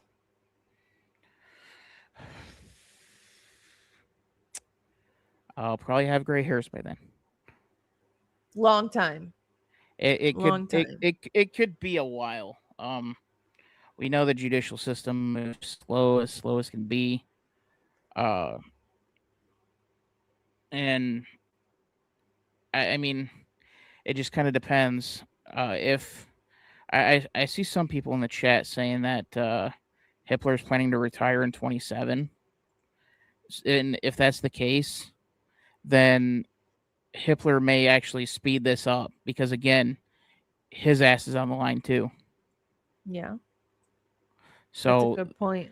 This could be going a lot quicker than what we're expecting. Bob doesn't think he's going to get one at all. Don't underestimate the power of a powerful man seeing his power getting taken away, slipping through his hand. Because especially when he knows he's done wrong.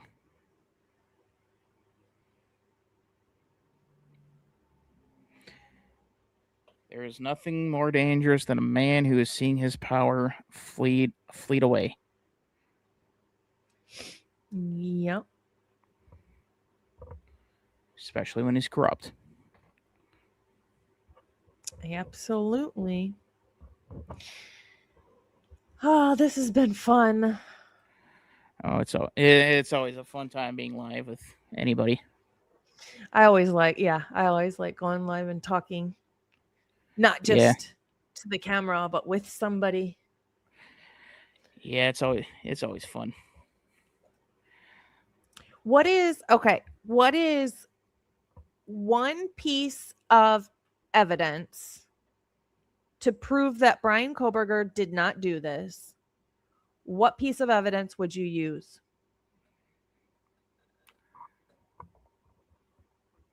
The hair in Ethan's hand. It'd probably be the one that I would use. That would be the one. Not that, then the bloody thumbprint or fingerprint. Yeah, that's what I was gonna say. Either L5, the bloody fingerprint on the back slider, or unknown male B, because it is male blood at the crime scene. Or, just let Dylan tell her story. Yeah. And then just come back let tomorrow. Dylan open her mouth. Then come back tomorrow and have Dylan tell the story again. Yeah. Won't be the same story. Next Next time we hear Dylan talk, she'll be telling how Bryan Kohberger did the moonwalk all over the place. After high knees. Yeah. All right, final question for you. Final question. After everything you've learned about this case, what is the one question that you still cannot answer?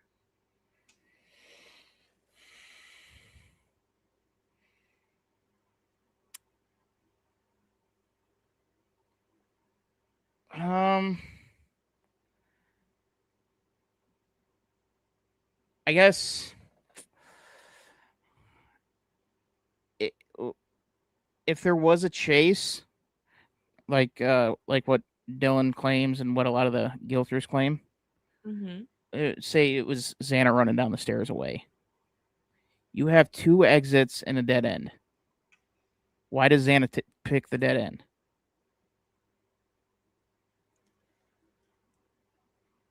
I don't think she did. That just doesn't make sense. If she was in the kitchen and they came in through the slider like they want us to believe, why wouldn't she just run out? Run out the front door. Run out the back door. Or even better yet, if Dylan was actually afraid enough to run down to Bethany's room, why go into Bethany's room and not out the front door? That had to have been open, right? Because the neighbor says it was open. Yeah. It doesn't make sense. And I think the one thing that would be really telling, and I don't know if they're capable of doing this, what exactly was Dylan doing on Indeed? Was she searching for jobs in Moscow, or was she searching for jobs back in her hometown? That's a good question.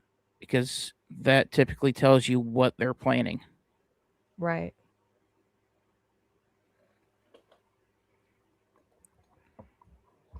I just can't fathom why she would get on Indeed at that time. For what? Right. Bills are due. You just took over. You're now responsible for a lease that was supposed to be between 6 people. Oh, that's a good point too. Did she think her bills were going to go up because did she think she was still going to be able to live in the house? I mean, we all know Dylan's not the smartest. She might have been thinking that.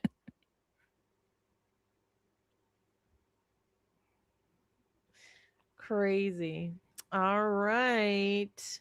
Thank you for joining me. I really appreciate it. Hey, thank you for having me. Yeah, absolutely. We'll have to do this again, or you'll have to hop up on the verdict room with us or something. I'm around. All right. I appreciate you being here. Thank you to the mods and everybody who came to hang out with us tonight. I appreciate all of you so very, very much. I am going to play our outro video and tell everybody to do something nice for yourself today. Be kind, but more importantly, be kind to your animals. I'm going to go ahead and pull us down and play the outro. And everybody, don't forget to join the verdict room tomorrow at 5 o'clock Central Time, 6 o'clock Eastern. All right, guys, have a wonderful, wonderful evening. We will see ya mañana.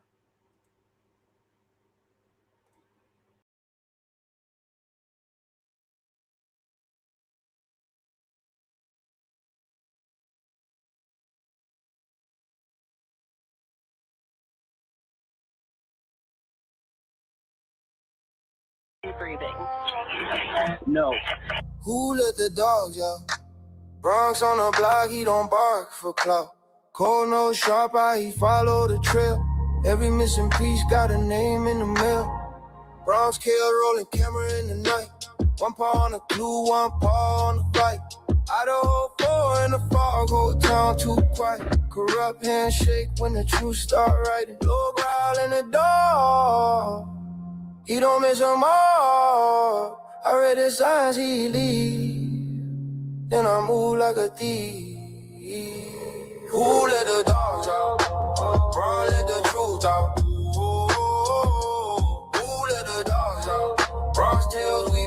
around Idaho 4, we won't back down. Bronx on the scene, run that ground. Who let the dogs out? Run, let the truth out.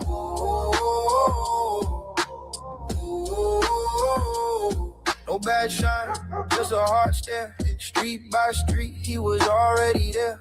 Long white clues in a busted up case. Rumors get loud, but they don't hold weight. I keep it real for the ones still hurt. Turn the fake talk into witness work. Every dirty secret got a loose and now. And Bronx bites down when the lies act proud. Low growl in the door.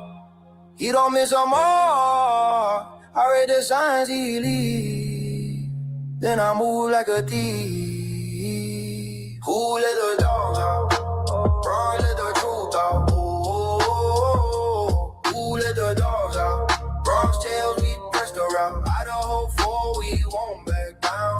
Bronx on the scent, run that ground. Who let the dogs out? Bronx let the truth out. No sleep, no peace, just a restless run. Under that moon, what's done is done. Bronx in the alley, I'm close behind. One last turn and we expose the lie. Who let the dogs out?